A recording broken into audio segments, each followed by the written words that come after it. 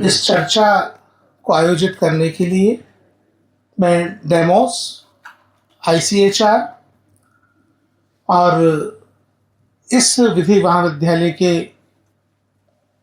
Management, प्राचार्य महोदय, Pandey ji, Jadav madam, Verma madam, Sonawane साहब, आशीष जी, आप सभी का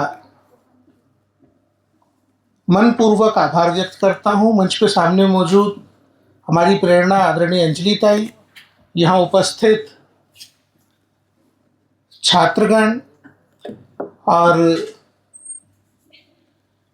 वीर सावरकर जी की पुण्य विद्या अर्जन संस्थान में अध्ययन कर रहे आप सभी सौभाग्यशाली छात्रगण। भारत में जो सबसे समृद्ध सांस्कृतिक नगर हैं, उनमें पुणे का एक अपना रुबाब है और उसके चलते पुणे का एक वैशिष्ट्य है जो पूरे भारत में जाना जाता है।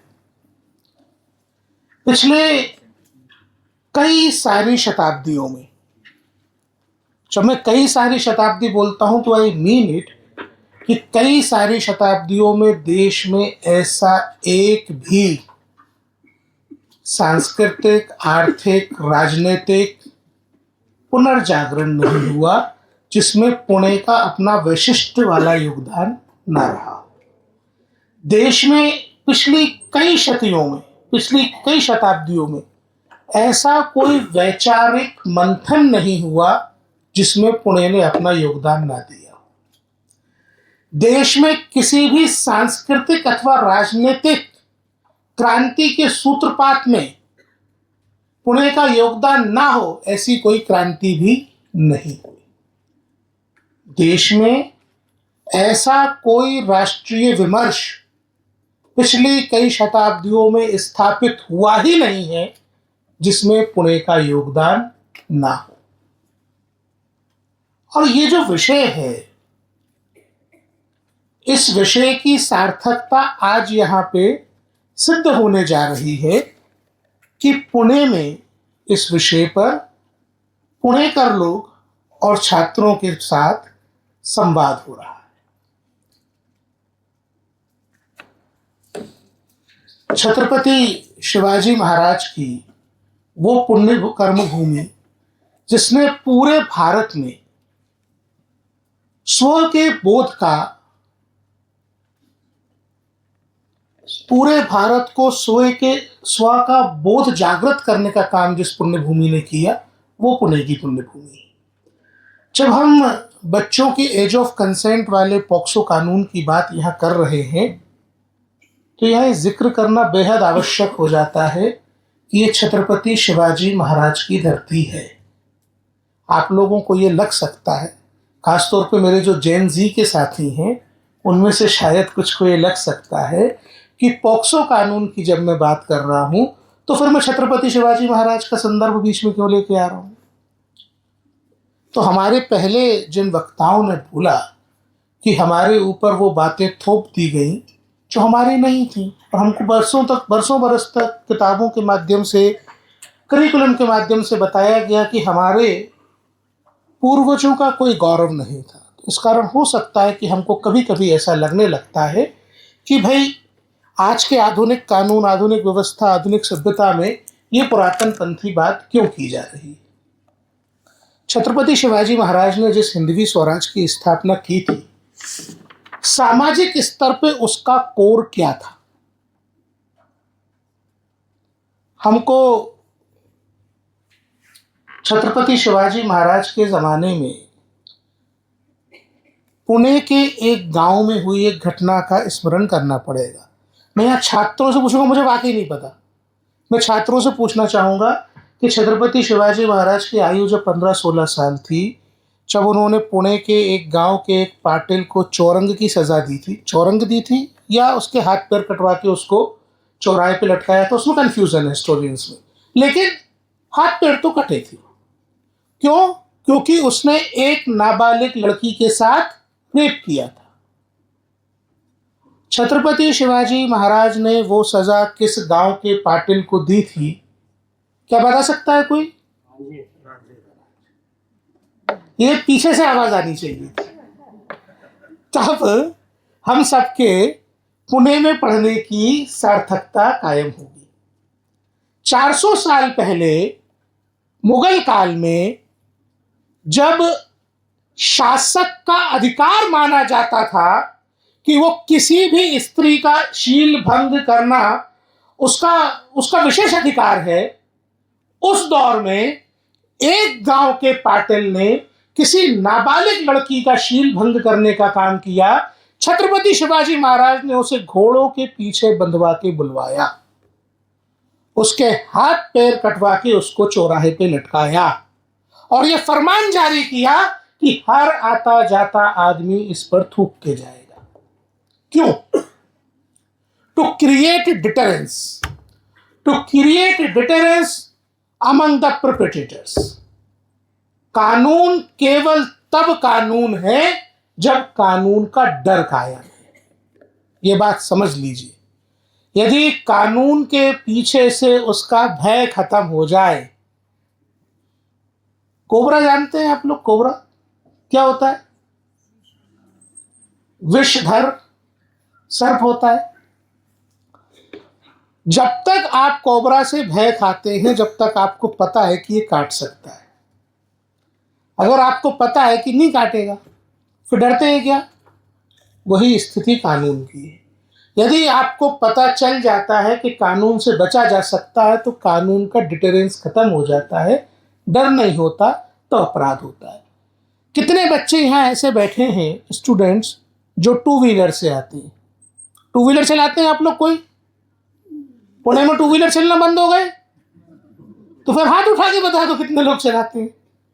कुछ फैकल्टी भी टू व्हीलर चलाते होंगे कभी कभी। सब लोग हेलमेट लगाते हैं? मैं पिछले 10 साल से ये बात हर स्टूडेंट इवेंट में पूछता हूं, पिछले 10 साल से, और हर जगह ऐसे ही मिक्स आंसर मिलते हैं। टू व्हीलर सब चलाते हैं, हेलमेट सब लगाते हैं। हेलमेट कब लगाते हैं? मुझे कुछ आगे एलॉबरेट करने की जरूरत है? अगर पुलिस का सिपाही हवलदार चौराहे पे खड़ा होकर आपका चालान ना करे, तो आप खुद की जान बचाने के लिए हेलमेट नहीं लगाते। फिर आप कल्पना करिए, हम जिस कानून के डर की बात कर रहे हैं, वो कानून बच्चों को यौन शोषण से बचाने के लिए बना है। ये हमारी मानसिकता है, ये ह्यूमन नेचर है, ये मनुष्य का स्वभाव है कि कानून केवल वो तब तक मानना चाहता है तब तक उसे सजा का डर हो। सजा का डर खत्म होने के बाद कानून का पालन कराना असंभव है। तो ये जो पॉक्सो के साथ किया जा रहा है, आज जो देश भर में चर्चा है, वो पॉक्सो का डर खत्म करने के लिए की जा रही है। पॉक्सो का डर क्या है? पॉक्सो का डर यह है कि अगर 18 साल की कम उम्र की, मैं यहां पे थोड़ा सा बायस्ड होकर बात करूंगा, मुझे ये बात बहुत अच्छे से मालूम है कि पॉक्सो एक जेंडर न्यूट्रल लॉ है। मुझे ये बात बहुत अच्छे से मालूम है कि लड़के के साथ यौन शोषण करना भी उतना ही बड़ा अपराध है जितना लड़की के साथ यौन शोषण करना अपराध है। लेकिन मैं फिर भी यह बात कहूंगा कि पॉक्सो ने भारत की बेटियों को संरक्षित करने में अपनी जो भूमिका निभाई है, और जो भूमिका वो निभा रहा है, उस हथियार की धार को भोथरा करने का प्रयास है कि एज ऑफ कंसेंट को 18 से 16 कर दिया जाए। अब आप ये सोचिए जरा कि केवल शारीरिक संबंध के लिए एज ऑफ कंसेंट को कम करने की कौन सी जिद है? शादी की एज क्या है? क्या कहीं बात हो रही है शादी की एज को कम करने की? शादी की एज 18 रखिए, age of consent for sexual relationship 16 करना, यानी इसका तात्पर्य आज यहां पुणे जैसी सांस्कृतिक नगरी में हमको समझना पड़ेगा। 16 साल किस चीज की आयु है भारत में? पुणे अपनी तमाम खूबियों के साथ एक और खूबी के लिए जाना जाता है। जिस रूप में मैं पुणे को देखता हूं, वो मध्यम वर्गीय परिवारों का आदर्श शहर है। क्या मैं सही कह रहा हूं? एक आम मध्यम वर्गीय, निम्न मध्यम वर्गीय, गरीब भारतीय परिवार में 10वीं क्लास में बच्चे क्या करते हैं? किस चीज की पढ़ाई कर रहे हैं? बोर्ड एग्जाम की। बोर्ड एग्जाम, वो एग्जाम जो उनके आने वाले जीवन के 40-50 साल निर्धारित करेगा कि वो जीवन में 40-50 साल क्या करेंगे, उनका कैरियर क्या होगा। भारत एक कैरियर ओरिएंटेड देश है जब हम बात करते हैं एडोलेसेंट एज के बच्चों की। 16 साल की उम्र में बच्चों के माता पिता चिंता करते हैं कि उनकी पढ़ाई के घंटे कम ना हो। एक कोचिंग से दूसरी कोचिंग जाने के लिए भारत में बच्चों को स्कूटी दिलाने का सबसे बेहतरीन बहाना क्या है? तो माता पिता अपने खर्चों में कटौती करके खुद कार के बजाय मेट्रो से जाना, बस से जाना, खुद स्कूटर के बजाय बस से जाना पसंद करते हैं जब मिडिल क्लास परिवारों में खर्चे में कटौती करने की बात आती है। लेकिन बच्चे की कोचिंग का हर्ज नहीं होना चाहिए, बच्चे को गाड़ी दिलाते हैं। मैं सही कह रहा हूं, गलत कह रहा हूं? कहीं गलत लगे तो आप बताइएगा, टोकिएगा। उस आयु में, इस भारत में, क्या हम ये चाहते हैं कि 10वीं क्लास का बच्चा बोर्ड के एग्जाम की तैयारी करने के बजाय एबॉर्शन के लिए बेहतरीन गायनेकोलॉजिस्ट का एड्रेस ढूंढे? किन कॉन्ट्रासेप्टिव्स का यूज करना है फिजिकल रिलेशनशिप एस्टेब्लिश करने के लिए, वो तरीके खोजे? ये बात मुंह पे हाथ रख के हंसने की नहीं, ये बात वो बात है जिसका सामना हमको करना पड़ेगा जो दुनिया के दूसरे देश कर रहे हैं। एज ऑफ कंसेंट के मामले में रोमानिया और बुल्गारिया 14 साल और 16 साल। बुल्गारिया में प्रति 1000 डिलीवरीज में से 37 डिलीवरी ऐसी हैं जो एडोलेसेंट नाबालिग लड़कियां बच्चों को जन्म दे रही हैं। रोमानिया में 16 साल एज ऑफ कंसेंट है, प्रति 1000 पे 34 डिलीवरी ऐसी हो रही हैं जहां लड़कियां नाबालगी में बच्चों को जन्म दे रही हैं। और हम बात कर रहे हैं इस बात की कि एज ऑफ कंसेंट को 18 से 16 कर दिया जाए। एनएफएचएस का नाम आप लोग पढ़ते होंगे, सुनते होंगे, आपको काम आता होगा, national family health survey. National family health survey ये कह रहा है भारत में 24 साल की आयु की स्त्रियों से जब बात की गई तो 23% ने स्वीकार किया कि उनकी चाइल्ड मैरिज हुई थी। डिस्पाइट कि हमारे पास एक बहुत इफेक्टिव कानून है, हम अभी चाइल्ड मैरिज को पूरी तरीके से नहीं रोक पाए हैं। और हम बात किस चीज की कर रहे हैं? एज ऑफ कंसेंट 18 से 16 कर दे। हम बात शुरू किए थे छत्रपति शिवाजी महाराज की हिंदवी स्वराज से।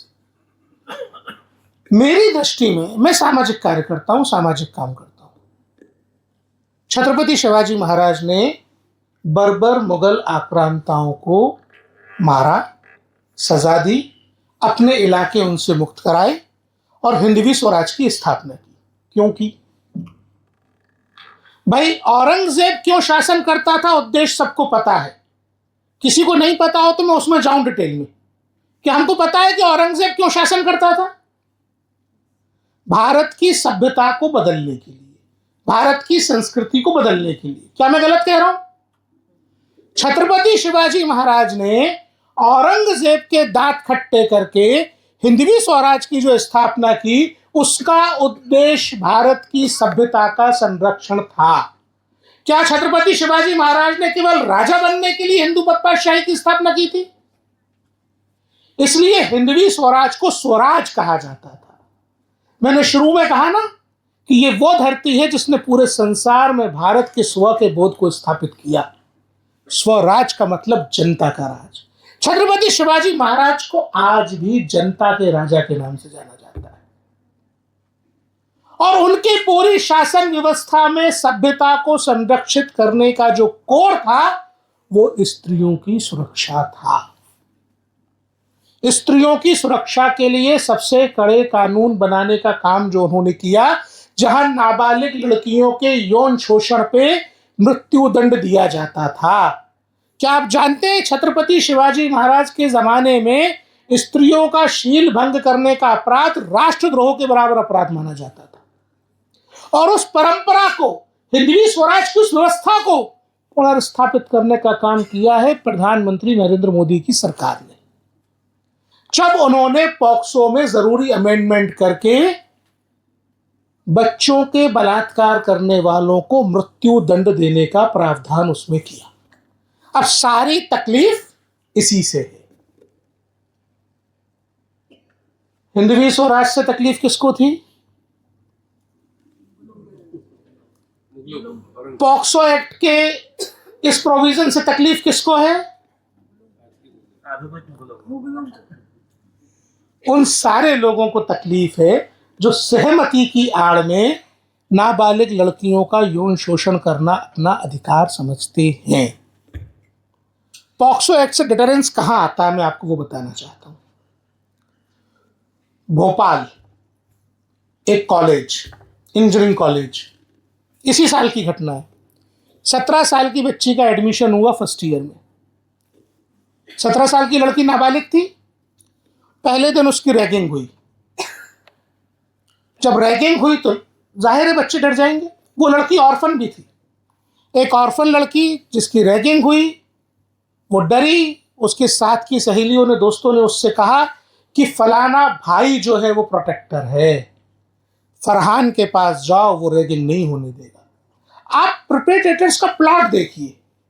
फरहान का एक आदमी रैगिंग करता है, फरहान का दूसरा आदमी लड़की का दोस्त बन के उसको बताता है कि फरहान विल प्रोटेक्ट यू, और फरहान वाकई प्रोटेक्ट कर लेता है। और उसके बाद डेफिनेटली वो लड़की फरहान से इन्फ्लुएंस्ड है।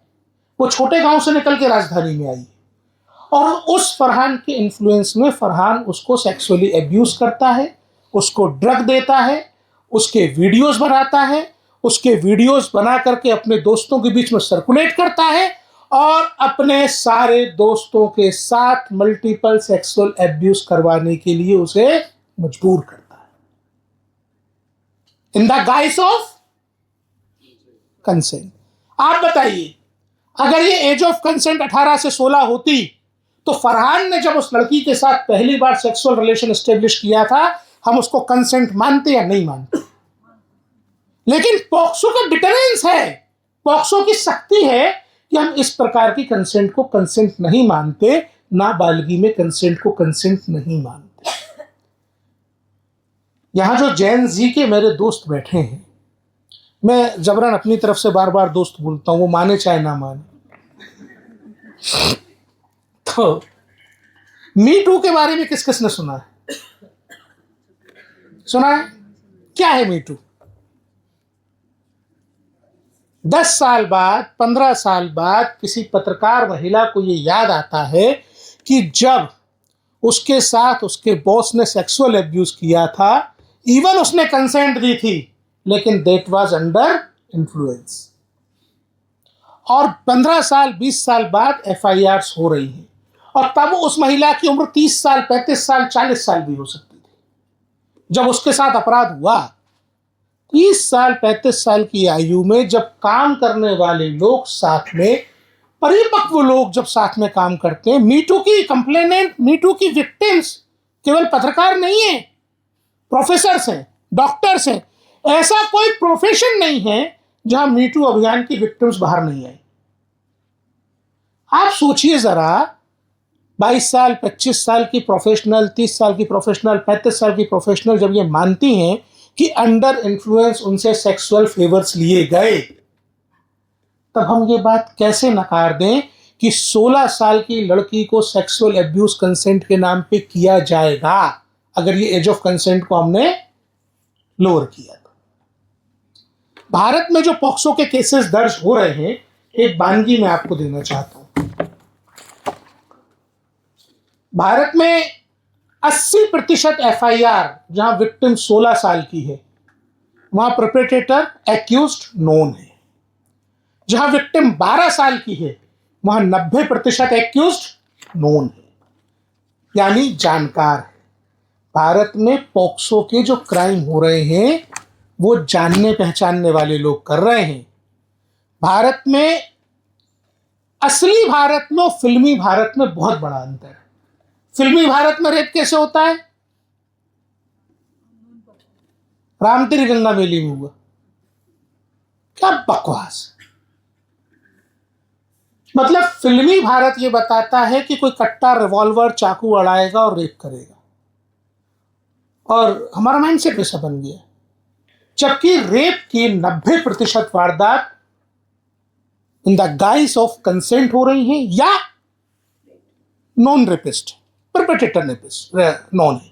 अगर परपेट्रेटर नॉन है, उम्र 16 साल है, आप एज ऑफ कंसेंट को 16 साल करने के बाद रेप्स के लिए गेट भी खोल दो। अब मैंने जो बताया कि जो लोग हिंदवी स्वराज का विरोध कर रहे थे, वही लोग इसका विरोध क्यों कर रहे हैं? क्योंकि जैसा भोपाल में एक फरहान है, अहमदनगर, नगर जिला, शिरडी, केस ध्यान है किसी को 2 साल पहले का है? आपको तो होगा। क्या जेनजी में किसी को पता है कि क्या हुआ था 2 साल पहले? सुनाऊं कहानी? कहानी सुनना अच्छा लगता है। एक कोचिंग टीचर थी, स्कूल में भी पढ़ाती थी, स्कूल से आने के बाद कोचिंग पढ़ाती थी। उसने आइडेंटिफाई की वो लड़कियां जिन लड़कियों की मां नहीं है या पिता नहीं है। मैंने खुद उस केस को इन्वेस्टिगेट किया। आप ये देखिए, उसने उन लड़कियों से ये बोला कि तुम मेरे घर कोचिंग पढ़ने आओ, मैं तुमसे फीस नहीं लूंगी। बच्चे की मां नहीं है घर में। उसको अगर ऐसी बच्ची जो एडोलेसेंट एज में है और उसके घर पे उसको माँ का सपोर्ट नहीं है, कोई बड़ी बहन नहीं है, कोई भी एल्डरली वीमन का उसको सपोर्ट नहीं है घर में, तो वो टीचर में एक सपोर्ट देखती है, अपना सपोर्ट पर्सन देखती है, जो अर्जुन ने भगवान कृष्ण में देखा था। और वो उस टीचर के पास पहुंच गई। उस टीचर के घर की गली के बाहर शौहदे गुंडे खड़े होकर लड़कियों को छेड़ती थी। उसने टीचर को कंप्लेंट की। कोई भी बच्चा यही करेगा। हम में से किसी के साथ अगर ऐसा होगा तो आके अपने टीचर को बताएंगे कॉलेज में। उस टीचर का जवाब क्या था कि इनमें से एक लड़के के साथ दोस्ती कर लो, बाकी छेड़ना बंद कर देंगे। And she ensured it. उस लड़की का सेक्सुअल अब्यूज हुआ। जब गांव वालों को पता चला तो कम्युनल राइट्स हुए, दंगा हुआ, दोनों पार्टी के कई सारे लोग बंद हुए और तमाम तरीके की चीजें हुई। लेकिन it all started with consent. तो जब हम जस्टिस चंद्रचूड़ की बात कर रहे हैं, जब हम सुप्रीम कोर्ट के वेरियस जजेस की बात कर रहे हैं, तब मैं आपको एक केस ध्यान यहां पे दिलाना चाहूंगा। रिसेंटली एक कोर्ट ने, एक बड़ी कोर्ट ने देश के एक एक्यूज्ड को एक्विटल दिया है। और एक्विटल के आधार पे दिया है कि यस, जब रेप हुआ था तब तो वो विक्टिम जो है माइनर थी, लेकिन अब तो शादी हो गई।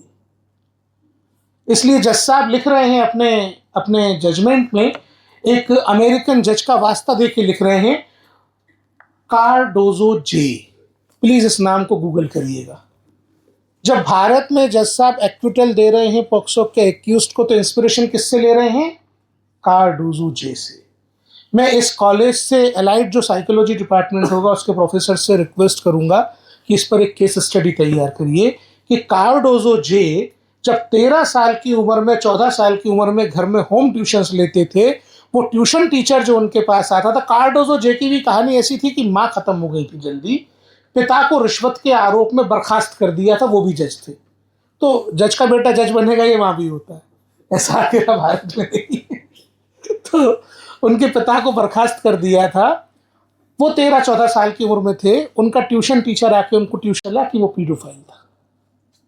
जिस बच्चे का बचपन एक पीडोफाइल के साए में गुजरा हो, उससे इंस्पिरेशन लेके हमारे कोर्ट के जजेस पॉक्सो के एक्यूज्ड को एक्विटल दे रहे हैं और ये लिख रहे हैं कि the relation was in consent. तो कंसेंट को डिफाइन करते करते आप कहां तक जाएंगे? ये 16 पे नहीं रुकेगा बॉस, ये मैं लिख के दे सकता हूं। आज तकलीफ 18 से है,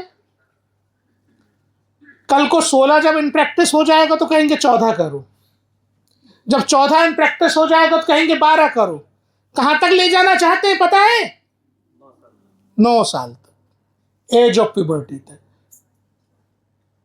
मैं डिटेल में नहीं जाऊंगा ऐसा कौन क्यों कहां कर रहा है, लेकिन ये मान लीजिए कि ये भारत की सभ्यता पे सुनियोजित हमला है। शुरू कैसे हुआ? Punjab and Haryana high court ने एक जजमेंट दिया और एक दिल्ली हाई कोर्ट ने जजमेंट दिया। दो केसेस थे अलग अलग, गुलामदीन वर्सेस स्टेट और Javed versus state. Issue same था, मुसलमान नाबालिग लड़की, उसका निकाह पढ़वाया किसी मौलवी ने। वो केस आया कोर्ट में। कोर्ट ये कहता है कि मुस्लिम पर्सनल लॉ के अकॉर्डिंग ये जायज है, हम इसमें इंटरवीन नहीं करेंगे, भाई छोड़ दो इसको, इस पे से पॉक्सो के चार्जेस हटा दो।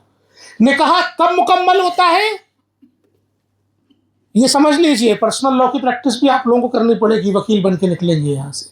निकाह तब मुकम्मल माना जाता है जब फिजिकल रिलेशनशिप एस्टेब्लिश हो जाते हैं। मतलब अगर नाबालिग लड़की के साथ निकाह हुआ है तो मुकम्मल तब होगा जब सेक्सुअल एब्यूज कंडक्ट हो गया हो।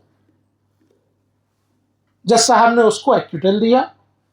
एज चेयरपर्सन ऑफ कमीशन हमने कंसल्ट किया, बहुत सारे चाइल्ड राइट एक्टिविस्ट से बात की, सबने मिलकर कहा भाई सुप्रीम कोर्ट चलो। हम सुप्रीम कोर्ट चले गए। सुप्रीम कोर्ट ने हमको एक बड़ा ही अच्छा और अजीब सा ऑर्डर दिया, जिसको आप लोग पढ़िएगा, आपको जीवन में काम आएगा, प्रेसिडेंट बना के बार बार यूज करिएगा जब प्रैक्टिस करें।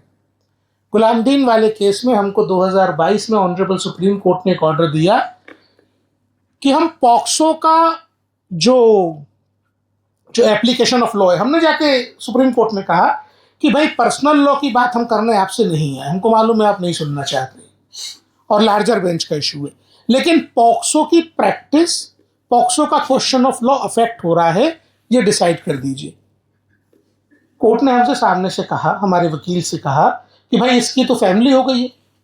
ऑल राइट, आप केवल ये ऑर्डर कर दीजिए कि और कोई हाई कोर्ट देश भर में इसके आधार पे ऑर्डर इशू ना करे।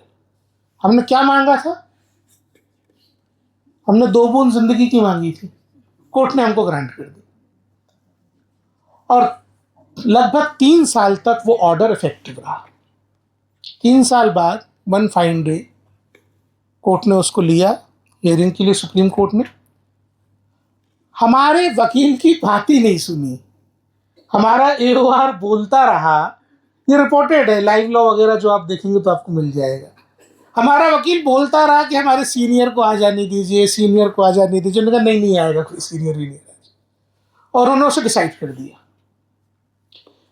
डिस्पाइट कि पॉक्सो का क्वेश्चन ऑफ लॉ अफेक्ट हो रहा है, वो डिसाइड कर दिया। और डिसाइड करके कह दिया कि भाई ये तो शादी वैलिड है, इसमें कोई बात नहीं करेगा। तो इस तरीके के अभिव्यंजनापूर्ण जब निर्णय हो रहे हैं कोर्ट्स में, तब डरने की बात यह है कि एक केस, अब ये और समझ लीजिए कि केस आया कैसे सुप्रीम कोर्ट में। कंसिडरेबल टाइम हमारा खत्म हो गया है, लेकिन ये समझना बहुत जरूरी है। निर्भया केस आप लोगों को ध्यान है? जब तक आखिरी वाले को ध्यान नहीं आएगा पूरा सुनाऊंगा। निर्भया केस हमको पता है मैडम? अगर निर्भया केस नहीं पता हो तो इंटरनल के नंबर कम कर लेना। निर्भया केस के बाद आपकी तरह एक जागरूक, उस जमाने का, मैं मिलेनियल हूं तो मेरी जनरेशन का था, लेकिन हम भी कभी आप जैसे थे, तो उस लड़के ने सुप्रीम कोर्ट में जो है एक पिटीशन फाइल की। एडवोकेट का नाम है निपुण सक्सेना, 2012 का केस है, सर्च करिएगा, पढ़िएगा उसको, कई सारे रिपोर्टेड ऑर्डर्स हैं उसके। उसने कहा कि बसों में सेफ्टी के ये इंतजाम होना चाहिए, थाने में ये होना चाहिए, पुलिस इतनी इक्विप्ड होना चाहिए, बिला बिला बिला, बहुत सारी बातें की। सरकारों से सजेशन मांगे, सरकारों ने सहर्ष स्वीकृति दी। वन स्टॉप सेंटर बने, निर्भया फंड बना, और भारत सरकार हर साल करोड़ों करोड़ रुपया उसमें खर्च कर रही है, और निपुण सक्सेना को इसका क्रेडिट दिया जाना चाहिए। कोर्ट ने निपुण सक्सेना वाले केस में एक न्याय मित्र नियुक्त की। न्याय मित्र को अंग्रेजी में क्या कहते हैं? अमायकस। उनका नाम है इंदिरा और पीछे वाला तो कोई बोलता ही नहीं, सब आगे वाले बोलेंगे तो काम नहीं चलेगा। मनमोहन सिंह जब भारत के प्रधानमंत्री थे तो एएसजी थी एक इंदिरा जयसिंह। इंदिरा जयसिंह का निर्भया केस से वास्ता क्या है पहले ये समझ लीजिए। निर्भया वाले केस के बाद एक जवान लड़की जो स्टूडेंट थी फिजियोथेरेपी की, अपने दोस्त के साथ फिल्म देख के लौट रही थी, बस में उसको ब्रूटली रेप किया गया और उसका मर्डर कर दिया गया, इसलिए क्योंकि कुछ लोग उससे सेक्सुअल फेवर्स चाहते थे भारत की राजधानी में। और उसके बाद लॉ एंड ऑर्डर को ठीक करने के लिए, लड़कियों की सेफ्टी इंश्योर करने के लिए जो मुकदमा दाखिल किया गया वो निपुण सक्सेना है, जिसमें अमायकस का रोल निभा रही वो इंदिरा जयसिंह है। जब उसमें डेथ पेनल्टी ऑर्डर हुई मूल केस में जहां ट्रायल चल रहा था, जब निर्भया के एक्यूज्ड को डेथ पेनल्टी ऑर्डर हुई, इंदिरा जयसिंह निर्भया की मां से जाके बोलती है कि उसे माफ कर दो। कल्पना करिए आप। और वो इंदिरा जयसिंह निपुण सक्सेना केस में एक और एप्लीकेशन लेके आती हैं, बोलती है कि एज ऑफ कंसेंट को 18 से 16 कर दो। सुप्रीम कोर्ट सुन रहे हैं उस बात को। यह देश का दुर्भाग्य। आप जैसे लॉ स्टूडेंट्स को यह बात ना केवल समझना होगी, समाज में लेके जाना होगी। हमारी बच्चियां 16 साल की उम्र में, हमारे लड़के 16 साल की उम्र में अपने स्कूल बैग में कलम लेके जाएंगे या कॉन्डम लेके जाएंगे, ये हम तय करेंगे। हम कोर्ट को ये तय करने नहीं देंगे। आप सोचिए जरा, भारत की सरकार ने कानून कैसे बनाया? कानून बनने की प्रक्रिया क्या है? इस पुणे का भारत का संविधान बनाने में बड़ा योगदान है, बहुत बड़ा योगदान है। उस भारत के संविधान ने कानून बनाने की जो शक्ति दी है वो इवेंचुअली भारत की जनता को दी है। लोकसभा में जो सांसद चुन के जाते हैं वो किसके प्रतिनिधि हैं? ये बात अलग है कि कुछ नेपोक्रेट्स उसमें भी हैं, लेकिन कानून बनाने का काम जनता के प्रतिनिधि का। सरकार के बाबू बैठ करके, बाबू के, मैं जहां बाबू बोलूंगा ब्यूरोक्रेट मानना, सरकार के बाबू बैठ करके पॉलिटिकल लीडरशिप की मंशा के अनुरूप बिल का ड्राफ्ट तैयार करते हैं, उस पर कैबिनेट नोट लगाते हैं। कैबिनेट नोट के साथ बिल का ड्राफ्ट मंत्री की, संबंधित विभाग की मंत्री की मंजूरी के बाद कैबिनेट में जाता है।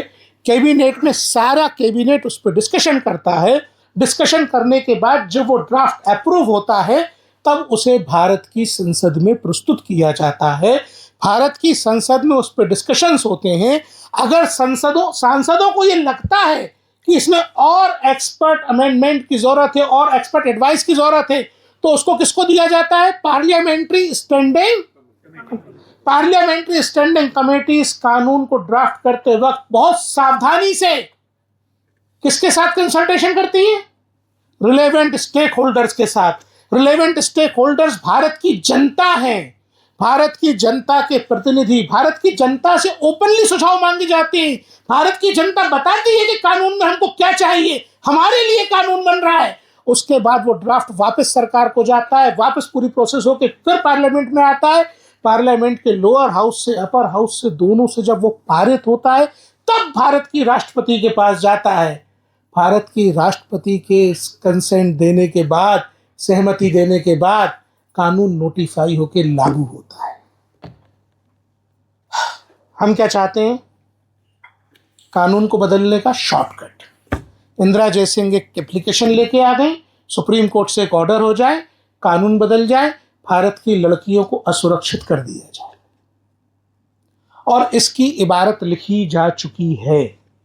मैं यहां कितना ही गला फाड़ फाड़ के भाषण दे लूं, आपसे ताली बजवा लूं, लेकिन सच्चाई ये है कि कानून बदलने की सारी इबारत लिखी जा चुकी है।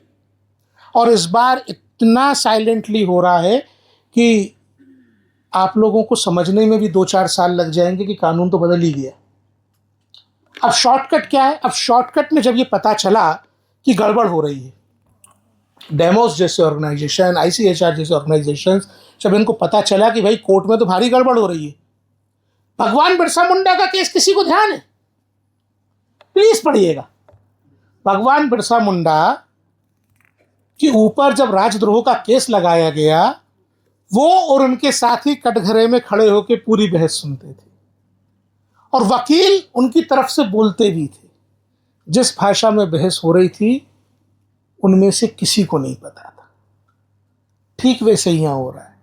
भारत की जनता के लिए, भारत के बच्चों के लिए, भारत की 100% पॉपुलेशन जो आज से 15 साल बाद होगी, 2047 में हमारी 100% पॉपुलेशन जो होगी ना, उसके बारे में आज निर्णय हो रहा है। हम क्या बोलते हैं, भारत में कितने परसेंट बच्चे हैं? 40% आज है। वो जो पॉपुलेशन आज 40% है, वो कल की क्या होगी? 100% हो जाएगी। हम पूरे के पूरे देश को आगे ले जाने की बात कर रहे हैं। वहां एक केस ऐसा चल रहा है जिसमें देश की जनता की बात सुनी नहीं जा रही है। जब ऐसा हुआ तो 12 इंटरवेंशन एप्लीकेशन सुप्रीम कोर्ट में लगे। 12। अब कल्पना करिए, उसमें शेड्यूल कास्ट के लोग आए, उसमें ट्राइबल लोग आए, उसमें ट्रैफिकिंग से लड़ने वाले एक्सपर्ट लोग आए, दुनिया तमाम के लोग गए। तो इंदिरा जय सिंह क्या बोलती हैं जज साहब से कि साहब ये इंटरवेंशन एप्लीकेशन लेके आने वाले लोगों को मना कर दीजिए, केवल हमारी बात सुनिए, इनकी बात सुनना बंद कर दीजिए। आप इंटॉलरेंस का लेवल देखिए। आप किसी दूसरे की सुनना ही पसंद नहीं करना चाहते, आप मन में सोच के ही बैठे हो क्या करना है आपको। हालांकि अभी इसकी हियरिंग होल्ड पे है, लेकिन जो बैकडोर की तैयारी है मैं आपको यहां बता के जा रहा हूं, जिससे देश को पता रहे, सनद रहे, वक्त जरूरत काम आए। ऐसा लगता है ना एग्रीमेंट में नीचे, तो सनद रखने के लिए बात यह है कि यह तय किया जा रहा है कि एज ऑफ कंसेंट को कम ना करने का बोला जाए और एक ट्रम्प कार्ड खेला जाए जिसमें यह बोल दिया जाए कि हम 16 से 18 जहां विक्टिम की आयु होगी वहां पर हम जज के डिस्क्रिएशन पे छोड़ देंगे। आप सोचिए जरा, इसका मतलब अब इसमें बॉटल नेक क्या है? हम ये मानते हैं कि पॉर्न की जो इंडस्ट्री है वो ऐसा चाहती है। हम ये मानते हैं कि भारत में काम करने वालों की आज जो औसत आयु है वो 29 साल है। भारत में जो आज पॉपुलेशन काम करने योग्य है, वो एक तो जब हम पॉपुलेशन बोलते हैं तब सब गड़बड़ कर देते हैं। जब हम भारत के नागरिकों को बच्चे से लेकर बड़े तक जब पॉपुलेशन के डेटा में फ्रेम कर देते हैं, तब कोई और उसे मार्केट की तरह देखने लगता है, कोई और उसे प्रोस्पेक्टिव कस्टमर की तरह देखने लगता है। हम पॉर्न की इंडस्ट्री, सोशल मीडिया इंटरमीडिएट्स की इंडस्ट्री, एबॉर्शन की इंडस्ट्री, ऑर्फन्स की industry, there is industry for orphans also, जहाँ एनजीओ जो है वो फंड ले लेके विदेश से आते हैं। ये सब इंडस्ट्री इससे लाभान्वित होने वाली है। लेकिन कोर्ट को इसमें क्या इंटरेस्ट है? मैं नहीं मानता कि हमारे जजेस जो हैं वो इन इंडस्ट्री से अफेक्ट होने वाले हैं। जो लोअर जुडिशरी है, सारी गड़बड़ वहां से शुरू हो रही है। लॉ के स्टूडेंट्स को बहुत सावधानी से समझने की बात है। आखिरी 5 मिनट में अपनी बात खत्म करूंगा, जो मुद्दे की बात है वो करूंगा। आखिरी 5 मिनट की बात यह है कि भारत में जो बच्चों के खिलाफ मुकदमे दर्ज हो रहे हैं वो 1,77,000। भारत में पॉक्सो के जो कुल मुकदमे दर्ज हो रहे हैं वो 65,000 है, 63,000। भारत में बच्चों द्वारा जो अपराध किए जा रहे हैं वो 31-32,000 है। एक बात तो साफ है, पॉक्सो के टोटल मुकदमे कितने हैं? 63,000 है। Let me check out the figure, आप लोग एक बार देख लीजिएगा, 63,000 होना चाहिए। कुल मुकदमे पॉक्सो के 63,000 है। बच्चे जो अपराध कर रहे हैं वो कितना है? बच्चों के हाथ से जो अपराध घटित हो रहा है वो 30,000 है। और एनजीओ सुप्रीम कोर्ट में आके क्या कह रहे हैं कि मैक्सिमम केसेस में लड़के नाहक बंद हैं जेलों में क्योंकि ये रोमियो जूलियट रिलेशनशिप है। बकवास। इसलिए बकवास। 60,000 एफआईआर पॉक्सो में से अभी तक यही नहीं पता कि लड़के एलिस्ट कितने केसेस में हैं जो नाबालिग हैं। आप समझ रहे हैं मेरी बात को? वो जो बोल रहे हैं कि 80%, 70%, 40%, कुछ भी डाटा ले आते हैं। एनफोल्ड करके एक एनजीओ था, एक डाटा लेके रिपोर्ट प्रकाशित कर दी यूनिसेफ का पैसा लेके, बोलता है कि मैक्सिमम केसेस वो हैं जहां पे लड़के और लड़की कंसेंसुअल रिलेशनशिप में और पॉक्सो में उनको जेल में बंद कर दिया गया है। हमने डाटा को अध्ययन किया, नोटिस भेजा। आप सोचिए, एक आयोग एक एनजीओ को नोटिस भेज के बोल रहा है डाटा बताओ, यूनिसेफ रिपोर्ट विड्रॉ करके भाग गया। झूठ, एकदम झूठ। सुप्रीम कोर्ट में ऐसा डाटा प्रस्तुत कर देते हैं जो यूरोप की स्टडीज का है, भारत से कोई वास्ता ही नहीं है जिनका। एकदम झूठ। एनएफएचएस का हमारा डाटा इतना स्पष्ट कहता है, उसको मानते नहीं है, अपने मन से डाटा को मैनिपुलेट करके प्रस्तुत करते हैं। तो ये बात कहना कि अधिसंख्य के केसों में रोमियो जूलियट रिलेशनशिप है, इसलिए मिथ्या है कि पॉक्सो की विक्टिम भारत में जो है वो 60,000 से ऊपर है, और लड़के जो एलिज्ड हैं या लड़कियां जो एलिज्ड हैं या जो बच्चे अपराध करने में एलिज्ड हैं वो 31-32 हजार है। और ये 31-32 हजार में पॉक्सो के अलावा अन्य अपराध भी हैं। भारत में आजकल गैंग्स उपयोग कर रहे हैं बच्चों का। अभी मिल्की में आया एक जगह ऑब्जर्वेशन होम में लॉरेंस बिश्नोई के गैंग में काम करने वाले लोग बच्चों को अपॉइंट कर रहे हैं। वो कम से कम कंसेंसुअल रिलेशनशिप के लिए नहीं कर रहे हैं, वो अदर काइंड्स ऑफ क्राइम है, पेटी ऑफेंसेस है, मल्टीपल चीजें हैं। वो डिटेल आज तक सुप्रीम कोर्ट के पटल पे गई नहीं है कि भारत में जो 30,000 बच्चे क्राइम में एलिज्ड हैं, जो children in conflict with law हैं, उनमें से कितनों के ऊपर पॉक्सो के चार्जेस हैं। इस डाटा के बिना पूरी बहस हो रही है। अब इंटरेस्टिंग फैक्ट ये है कि जुवेनाइल जस्टिस एक्ट का एक सेक्शन 15 है, उसे प्लीज पढ़िए। सेक्शन 15 ये कहता है कि यदि एलिज्ड चाइल्ड की एज 16 से 18 के बीच में है तो सेक्शन 15 ये लिबर्टी देता है कि वहां पे एक प्रिलिमिनरी असेसमेंट हो और ये पता किया जाए कि क्राइम करते वक्त इसकी मानसिक स्थिति क्या थी, और उसको अगर बच्चे की तरह, अगर वो कंसेंसुअल और नाबालिग में, अबोधता में रोमियो जूलियट की तरह रिलेशनशिप स्टेब्लिश हो गया है तो उसको बच्चे की तरह ट्रायल करके 3 महीने में बाहर कर देगी। भारत में जुवेनाइल जस्टिस एक्ट में कॉन्फ्लिक्ट विथ लॉ बच्चों का कोई आपराधिक रिकॉर्ड नहीं बनता, लेकिन इसके लिए जुवेनाइल जस्टिस बोर्ड में जो प्रिंसिपल मजिस्ट्रेट्स बैठे हैं उनको मेहनत करनी पड़ेगी, उनकी ट्रेनिंग होनी पड़ेगी। जुडिशियल एकेडमी सेक्शन 15 पे ट्रेनिंग्स नहीं करा रही है, हम जजेस को ट्रेन नहीं कर रहे हैं।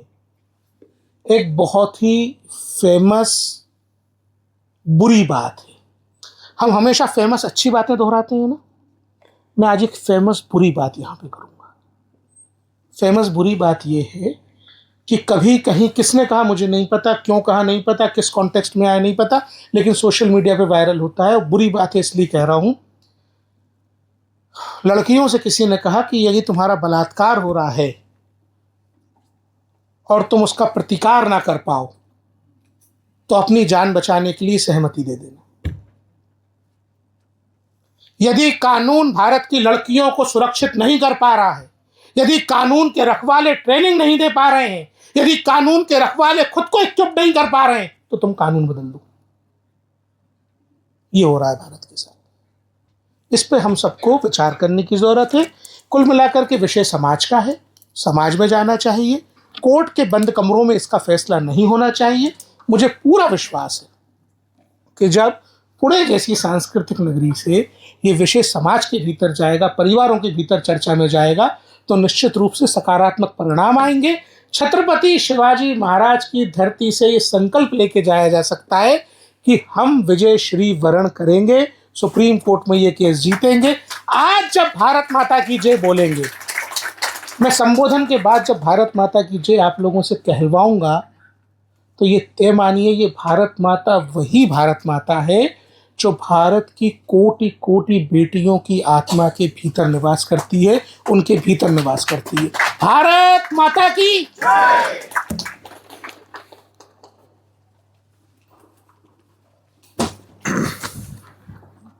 Thank you so much, sir. You have not only in perpetrators को प्रोटेक्ट करने के लिए, जिसको आम भाषा में आप लोग लव जिहाद बोल देते हैं, मैं उसे कानून की भाषा में कम्युनल जेंडर क्राइम के रूप में निरूपित करता हूँ। कई सारे ऐसे केसेस हैं जहाँ पे लड़कियों को बचाने के लिए पॉक्सो को इफेक्टिवली इम्प्लीमेंट किया गया है। मैंने आपको साफ साफ ये बात बताई है कि ये नाबालिग यौन संबंधों की बात नहीं है। जहाँ एडल्ट परपेट्रेटर्स लड़कियों को रेप कर रहे हैं, वहाँ पे कंसेंट की आड़ में उनको बचाने की कोशिश की जा रही है। जहाँ दोनों नाबालिग हैं वहाँ पॉक्सो के साथ जे को पढ़िए, रेमेडी मौजूद है, लेकिन ये एडल्ट को बचाने का सोचा समझा षड्यंत्र है कंसेंट की आड़ में। और ये जैसे विवाह का जो एज है वो 21 करने के रीजन ये है कि लड़कियां जो है वो 18 के बाद ही प्रिपेयर हो जाती है फिजिकली चाइल्ड बेयरिंग के लिए। तो ये जो है 16 कौन इसकी जिम्मेदारी लेगा कि 16 साल के इसमें कोई बच्ची प्रेग्नेंट नहीं हो पाएगी। देखिए इसका कोई प्रावधान मतलब इसके बारे में क्या सोचा है? मतलब ये देश सुप्रीम जहाँ पे कोर्ट ने। पर्सनल लॉ के नाम पे लिबर्टी दे रही हैं कोर्ट्स, वहां से ये इसकी अपेक्षा ही करना, ये सोचना है कि अपेक्षा मत करिए। जहाँ पर्सनल लॉ की लिबर्टी के मामले में किसी लड़की के यौन शोषण को केवल इसलिए परमिट कर दिया जाता है कि वो मुसलमान घर में पैदा हुई है, क्या वो भारत की नागरिक नहीं है? तो ये इन लोगों को मतलब मेडिकल जो ये है फ्रेटर्निटी, ये इनके ऊपर केस या कुछ ऐसा कर नहीं सकते क्या? मैडम, कानून में प्रोविजन है और डॉक्टर्स की मैंडेटरी रिपोर्टिंग के प्रोविजन के बेसिस पे एफआईआर भी दर्ज होती है। नमस्कार सर, आपने जो पुणे का कौतुक किया उसके लिए तहे दिल से धन्यवाद। एक दो क्वेश्चंस है मेरे मन में जो मैं पूछना चाहता हूँ कि सब जगह पर मैं इतने सारे प्रोग्राम्स अटेंड करता हूँ, सब जगह पर एक कॉमन चीज होती है कि जो छत्रपति शिवाजी महाराज के जो रूल्स है उनको बताया जाता है कि छत्रपति शिवाजी महाराज ने चौरंग किया था। जब इंडियन नेवी के फ्लैग पे छत्रपति शिवाजी महाराज का सम्मान लग सकता है तो इंडियन पिनल कोड में बीएनएस पे इसका प्रावधान क्यों नहीं हो सकता? क्योंकि छत्रपति शिवाजी महाराज ने जिस तरह से चौरंगी किया था, जब तक वो बात नहीं हो सकती तब तक ये रूल्स और रेगुलेशंस की आप बात करेंगे, हम सुनेंगे। देखिए, मैं आपको जो बता रहा हूँ, छत्रपति शिवाजी महाराज के ज़माने में जो हमको उस वक्त के डॉक्यूमेंट से पता चलता है कि पंचायत को या गांव के लोगों को, बुजुर्गों को गांव के, या किसी को भी ये बात पता चलती थी कि किसी लड़की के साथ यौन शोषण हो रहा है, तो उसको किलेदार को बताने का मैंडेट था। पॉक्सो का सेक्शन 19 बिल्कुल यही बात कहता है, जो मैंडेटरी रिपोर्टिंग की बात करता है। तो छत्रपति शिवाजी महाराज ने जो अच्छाई कानूनों की बताई हैं, पॉक्सो कानून में मैंडेटरी रिपोर्टिंग, मृत्युदंड का प्रावधान, रिगरस पनिशमेंट्स, ये सारी बातें उन्हीं की प्रेरणा से ली गई हैं। इसलिए इस कानून को बचा के रखना आज हम सबका दायित्व है। और एक सवाल जो इम्पोर्टेंट है, अभी यहाँ पर मेरे बहुत सारे कलीग बैठे हैं जो मेरे साथ रिसर्च करते हैं। अभी आपने जो बताया कि स्पेसिफिक केस पॉस्को में जो आते हैं, आपने एक फरहान का रीजन दिया, फरहान का एग्जाम्पल दिया। अभी उसमें एक ऐसी चीज है जो मैंने पर्सनल रिसर्च की, हमने बैठ के रिसर्च किए कि ऑल ओवर इंडिया में जितने सारे पॉस्को के केस है उसमें जो केसेस आते हैं वो स्पेसिफिक कम्युनिटी से या स्पेसिफिक रीजन से लागू होते हैं। जैसे कि आपने फरहान को बोला, कोई किसी केस में सैमुअल, अब्दुल, यही स्पेसिफिक चीजों के नाम आते हैं। तो ऐसा क्यों होता है? देखिए, मैं इस मामले में मैं बच्चों के साथ लंबे समय तक काम करके आया हूँ। जैसे मैंने आपको ट्विटर पे बहुत सालों से फॉलो कर रहा हूँ, आपका मैं काम का माइंडसेट भी देखता हूँ कि आप किस तरह से काम करते हैं, आपका काम करने का तरीका कैसा है, और वो उसमें से मैंने देखा है। और बाकी के जो चीजें है ना, उसमें यही स्पेसिफिक नाम बहुत सारे आते हैं कि क्योंकि उनको वहां से सिखाया जाता है कि ऐसा कुछ है। देखिए, मैं आपका प्रश्न समझ गया, मैं आपको उसका उत्तर देना चाहता हूँ।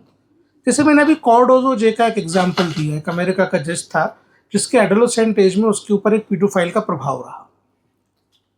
अगर हम बच्चों को स्कूल नहीं भेजेंगे, अगर हम बच्चों को पढ़ाएंगे नहीं और उनको बचपन में हम ये बता देंगे कि पर्सनल लॉ के अकॉर्डिंग, शरिया के according age of puberty attain करने के बाद मैरिजेबल एज हो जाती है, अगर हम उनको ये बता देंगे बचपन में कि आसपास भी जो लड़कियां दिख रही हैं, you are allowed to marry them, तो फिर ये सारी गड़बड़ियाँ होती हैं। यहाँ बच्चों के लिए सबसे ज़्यादा ज़रूरी है कि कॉन्स्टिट्यूशन का जो आर्टिकल 21A है, अंजलि ताई ने इस पर बहुत काम किया, इनके मार्गदर्शन में मैंने बहुत काम किया मदरसा एजुकेशन पर। तो हमको आर्टिकल 21A को ट्रू स्पिरिट एंड सेंस में इम्प्लीमेंट करने के लिए हर बच्चे को स्कूल लाना होगा। समाज सुधार एक लंबी प्रक्रिया है और वो स्कूल के माध्यम से होगी।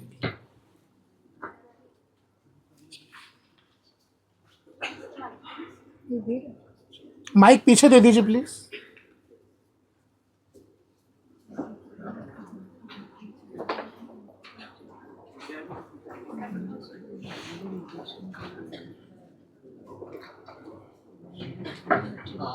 Thank you for the presentation. बहुत पावरफुल और मूविंग प्रेजेंटेशन था। आपके लिए एक सवाल है मेरा। राइट नाउ जैसे सुप्रीम कोर्ट बनाया जाता है with no control of we the people, and knowing what happened to the NJAC and how it was deemed unconstitutional. Whatever conspiracy you have quoted is going on. Now, you have suggested one thing which I got from your presentation, that if we agree with you, and we do, I do, the one avenue which is available to us is to join organizations like Demos or IHRC, make them powerful so that they can intervene on our behalf. But is there any other way you can suggest to this audience that, okay, you have this avenue to fortify and strengthen our point of view, other than the one suggestion you've done? Because when the whole of parliament is proved to be ineffective and weak against the power of the Supreme Court, right? And when there are elements in the Supreme Court itself which are conducive to this backdoor changing of the law, what else can we do as public to fight against this conspiracy? देखिए, जब हम संविधान को के preamble को पढ़ते हैं तो वो कहता है हम भारत के लोग, और वो आखिर में कहता है संविधान को आत्मर्पित करते हैं। हम भारत के लोग किसी दूसरे को समर्पित नहीं कर रहे, आत्मर्पित कर रहे हैं। तो यहाँ बच्चों को बचाने के लिए इस पर्टिकुलर केस के बारे में जो मैं आपसे सजेस्ट करना चाहूँगा, एज ए पेरेंट, हम सब में से कोई भी कभी भी सुप्रीम कोर्ट जा सकता है और जाना ही चाहिए। एज ए पेरेंट हमको जाना चाहिए। भाई मेरे बच्चे हैं, मेरे बच्चों को पालना मेरी जिम्मेदारी है, और मैं ये कहना चाहता हूँ, मैं ये कहना चाहती हूँ। दूसरी चीज़, जो पीपल्स वॉइस है ना साहब, जो जनता की आवाज़ है, सिंहासन हिला देती है। इसलिए जनता की आवाज़ की ताकत को एक्सप्रेशन दीजिए। हमारे पास आज के युग में सोशल मीडिया एक बहुत ही बेहतरीन माध्यम है। अगर ये ब्रिटिश काल में सोशल मीडिया होता ना, तो मैं कह रहा हूँ कि हम आज़ादी हमको और 40 साल 50 साल पहले आ गई होती। इसलिए सोशल मीडिया का प्लीज़ उपयोग करिए। जिस तरीके का रॉन्ग परसेप्शन एक क्रिएट किया जा रहा है, उसके पक्ष में राइट परसेप्शन क्रिएट करने के लिए हम बात कह सकते हैं। ये एज ए पेरेंट हम लोग जो दो काम कर सकते हैं वो। जी please. There are certain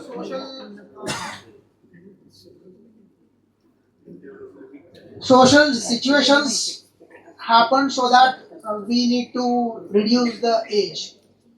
But ये social situation क्यों आ रही है? There are acts which say कि भैया सोसाइटी में जो सेक्सुअल लस्टियस एक्ट्स है वो नहीं होनी चाहिए, ऐसे प्रावधान है कानून में, उसका प्रोजेक्शन नहीं होना चाहिए। बट वो खुलेआम हो रहा है। एडवर्टाइजमेंट देख लीजिए टीवी पे, मूवीज देख लीजिए, सॉन्ग्स देख लीजिए, खुलेआम चल रहा है कि बच्चे अपने आप उसमें जा रहे हैं। तो ये कब मतलब कानून है कि भाई ये नहीं होना चाहिए, बट ये खुलेआम हो रहा है, उसके बारे में कोई कुछ नहीं कह रहा और फिर बोल रहे हैं कि हाँ नहीं कोई। अब मैं आपको रोकूंगा बीच में। आपका सवाल सबको समझ में आ गया। कोई कुछ नहीं कर रहा, ये कहना गलत। आपके कोंकण क्षेत्र में उनका ननिहाल है, मेरे ग्वालियर के, मैं जानता हूँ। उदय माहुरकर एक पत्रकार है, उन्होंने पिटीशन लगाई हुई थी सुप्रीम कोर्ट में। कल जजमेंट आया है, कल एक ऑब्जर्वेशन है सुप्रीम कोर्ट का, जिसमें OTT प्लेटफॉर्म्स को आधार लिंक करने के लिए मैकेनिज्म बनाने के लिए कोर्ट ने कहा है। तो OTT प्लेटफॉर्म्स की गंदगी बच्चों तक ना जाए, इसको रोकने का पर्याप्त काम हुआ है। एक एग्जाम्पल यहाँ मैं देना चाहूँगा। बड़ी मेहनत, भारतीय स्त्री शक्ति के कुछ लोग बैठे होंगे यहाँ पे, ताई बैठी। एक मांजरेकर करके फिल्म मेकर है, उसने नाना वरुण, क्या फिल्म थी वो, ऐसी कोई, जिसमें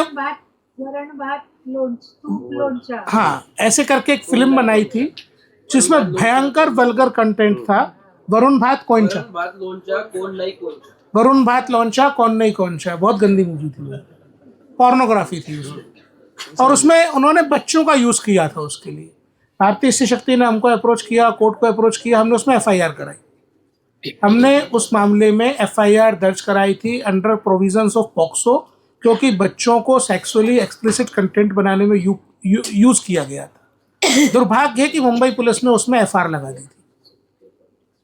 वो एफआईआर लगाने के अगेंस्ट हमने फिर उनको नोटिस किया हुआ है। अभी सुनने में आ रहा है कि सप्लीमेंट्री चार्जशीट पेश करने की तैयारी कर रहे हैं। लेकिन ये एक सामाजिक बुराई है। केवल एफआईआर कराने तक मत छोड़िए, पीछे पड़िए, चार्जशीट कराइए और कोर्ट में भी जाइए। जब तक तो जो केसेस लड़ने वाले लोग हैं उनको पूरा लड़ना पड़ेगा। एफआईआर करा के छोड़ देंगे तो मैं डिटेल में नहीं जा रहा, लेकिन हम किसी और को रोजगार दे देते हैं, तो वो छोड़ना नहीं। काम करते हैं 56 मुल्क और लड़कियों के यौन शोषण के इंडेक्स में वो अभी भी ऊपर ही है।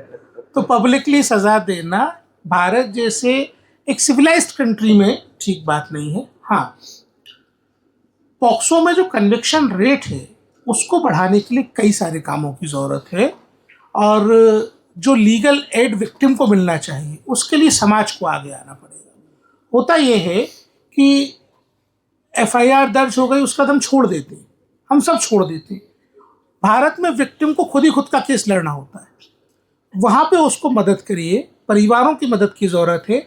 अभी जो नए 3 कानून आए हैं, एविडेंस एक्ट, बीएनएस और बीएनएसएस, उससे रेप के मामलों में फॉरेंसिक एविडेंस कलेक्शन जो है मैंडेटरी हुआ है। आप जैसे कॉलेजेस को ये करना चाहिए। मेरी आपसे विनम्र विनती है कि कहीं नहीं कर सकते तो आप जिस पुलिस स्टेशन एरिया में काम करते हैं वहाँ पे इन्वेस्टिगेशन ऑफिसर्स को ऐसा दबाव नहीं होना चाहिए, हमारी चॉइस होनी चाहिए।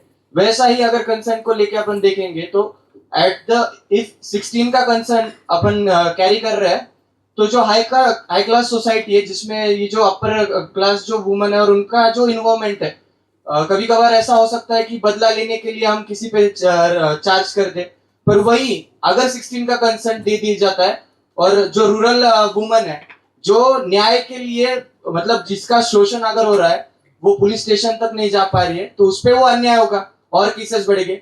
So how can it be balanced? वो न्याय की प्रोसेस जो होती है, ये दो चीजों को, दो पर्सपेक्टिव को बैलेंस कैसे करते हैं?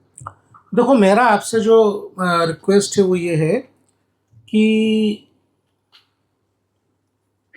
समाज में अगर किसी बात पे बातचीत चल रही है तो समाज अपने हिसाब से रास्ता निकालेगा। लेकिन ये मानना कि ज़्यादा पैसे वाले परिवारों में लड़कियों का शोषण नहीं होता, ये झूठ है। औरतों की, लड़कियों की, बेटियों की आवाज़ को हर जगह दबाया जाता है, हर जगह। उससे कोई जगह अछूती नहीं है। गांव में भी होता है, शहर में भी होता है।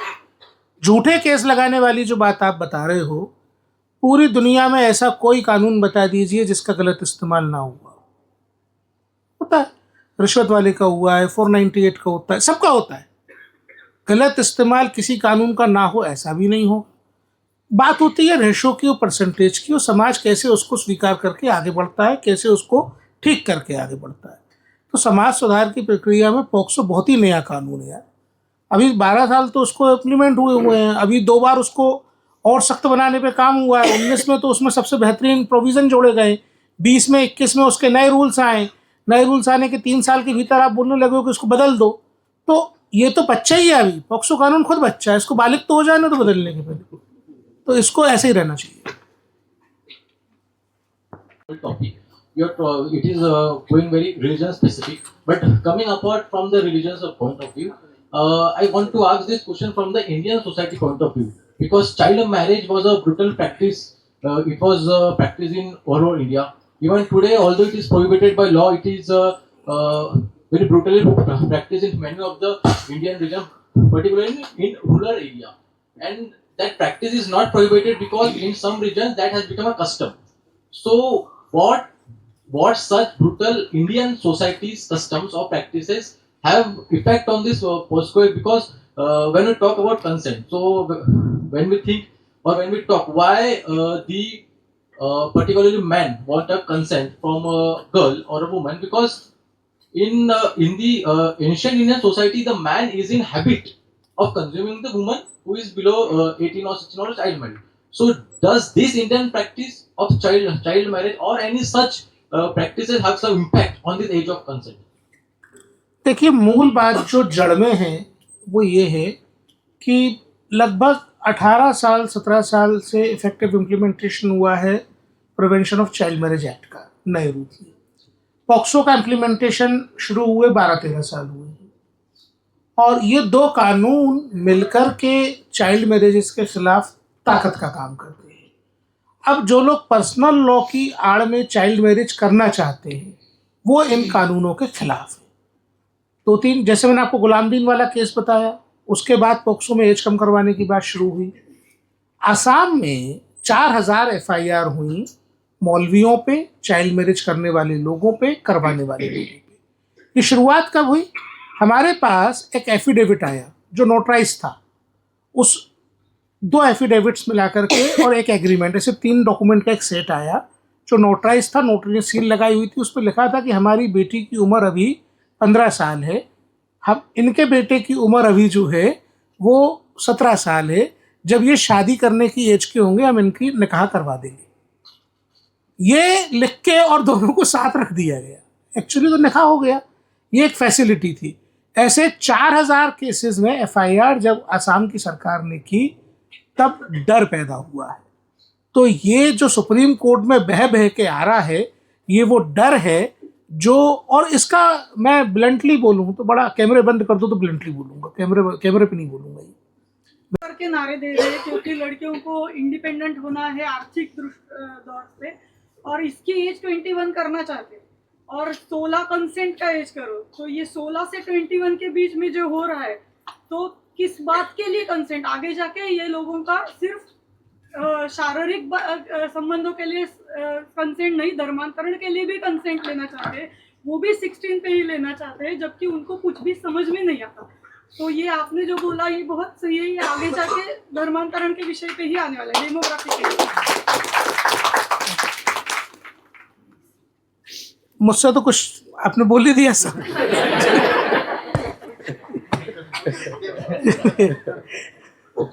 Is there any question? अब खत्म हो गया, अब हो गया। जय श्री राम हो गया। So now we are at the